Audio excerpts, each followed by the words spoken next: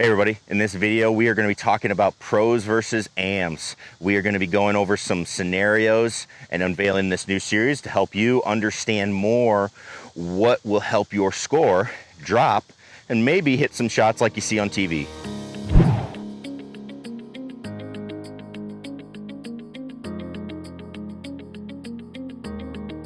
Hey everybody, Scott Hogan coming at you here. Thanks so much for joining us here. Again, we are excited to bring you this new series, Pros versus AMs.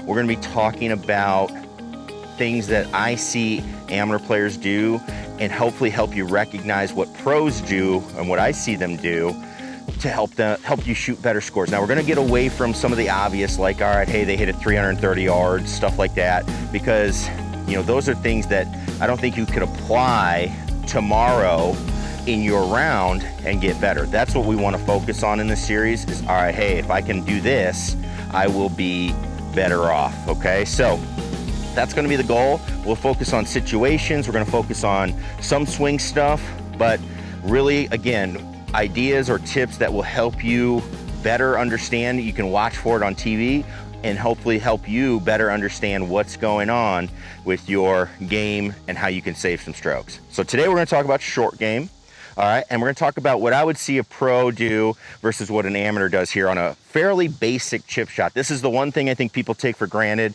is how well pros get up and down. They're really ridiculously good. If you think about it, the average greens and reg is 12 or 13 on the tour, and these guys are shooting 5-6 under par. That's a crazy amount of up and downs. And what it comes down to is they get these pretty basic ones and actually some pretty tough ones up and down as they go. Now, what are we looking at here? Let's talk about the shot we got in front of us here. So first off, we've got just a fairway pitch, okay? You could putt this, okay? That's what we're going to talk about too, is what some options are, but you could putt it, but it's a lot of fairway to cover and it's up the hill. Again, I would say a fairly, basic chip shot, and one that I would think a pro would be thinking to make it, or they'd get it up and down a pretty high percentage of the time, maybe 8 or 9 times out of 10, if not all 10. They would be licking their chops on this shot. So what do I see an amateur do here when they have to hit this shot? Okay. Well, first thing they're going to do is they're going to grab their 60, which if you're a one club chipper, that's fine. If you like to chip every shot with your 60, that's okay.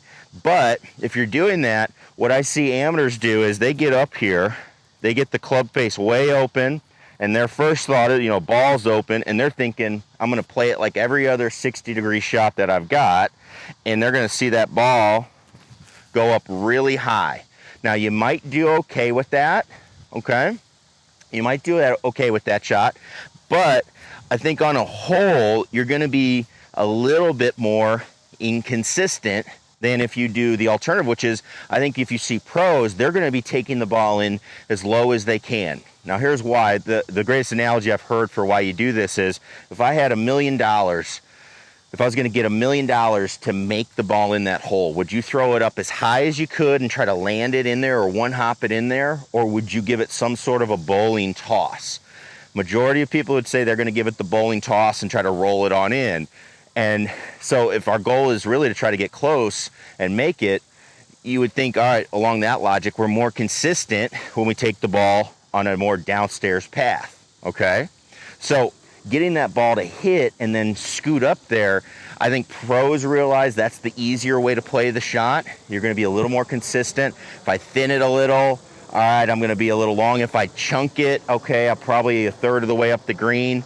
But a lot of times I'm going to end up in a nice spot, putting, really makeable putt to make it and get up and down. So what's the ways you could do it? Well, pros, what you're going to see is they're probably going to stay with that 60 for the most part, because that club's going to help them generate some spin.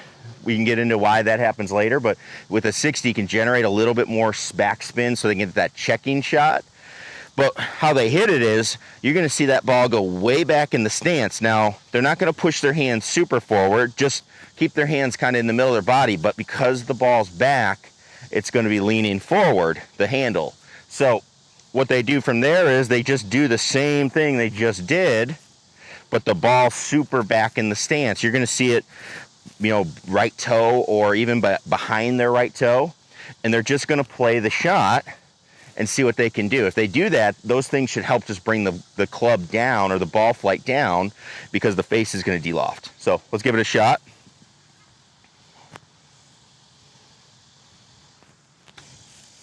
Okay. Let's see, that was lower. Let's see if I can go in even lower than that. All right, so what I'm going to do on this one is I'm going to see if I can even deloft the club a little bit. I'm going to kind of turn it down a little bit, see if we can go lower. There we go. A little lower, hits, now it's trickling up the hill. So they're going to take that little bit lower route as they go. Now, you can see I had to give it a couple of tries.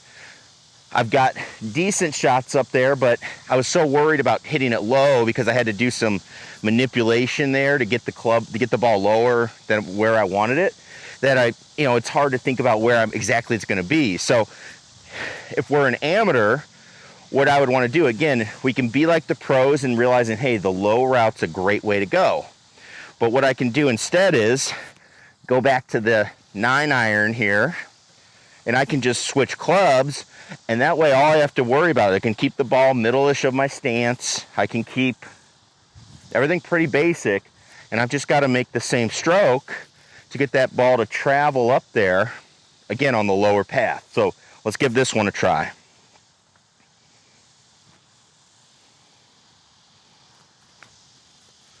Yeah, there we go. And again, it's just super simple where I get to just focus mainly on where I want it to go, and I can hit that shot the closest. Now again, this is a great option. Where do I see pros and AMs differ? I see pros trying to take the lowest option possible to them. Now again, there are some situations they run into because of the greens, because of the slopes, they have to go high when it might look like a low one. But a lot of times you'll see them bump it into the hill, things like that. And then again, they'll try to keep it as low as they can, as best they can, as long as the shot will allow them to. So amateurs, I would see get that lob wedge. They're going to try to loft it up high. They're not going to think about the different shot they could hit, and they're going to just immediately go to the high one. If you think about it, all right, hey, I want the low option. Now you start looking at what provides you that. Is it your 60-degree wedge back in the stance? Is that a little too difficult? Or can we just go the easy route with a 9-iron and bump it up there? I know it's a little bit, it's boring. It's not the coolest shot, but as far as getting ourselves ready to go, you want to have some options, and you want to understand what provides you the best scoring results, and this might be the best option for you. So don't be afraid to keep the ball on the deck. I know, again, it's the super cool, sexy shot to go high and have it land soft, but as far as getting lower scores, that might not be the best option for you. You can see the lowest shot I hit was the one that's by far the closest to the hole. So definitely something I would be looking to do when I'm playing to shoot lower scores. So again, pros versus AMs, get the ball low.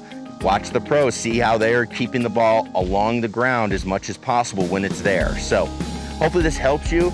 Again, if you want to know what pros are doing, what are you doing, how can you better match up with what they're doing, please leave us a comment below. If you're not a subscriber, make sure you click that subscribe button, and we'll be happy to provide you with any help you need on your game. So just leave that comment below, and if you like this tip, give us a thumbs up. That really does help, so we appreciate it. So again, thanks everybody for watching, and we will see you in the next video.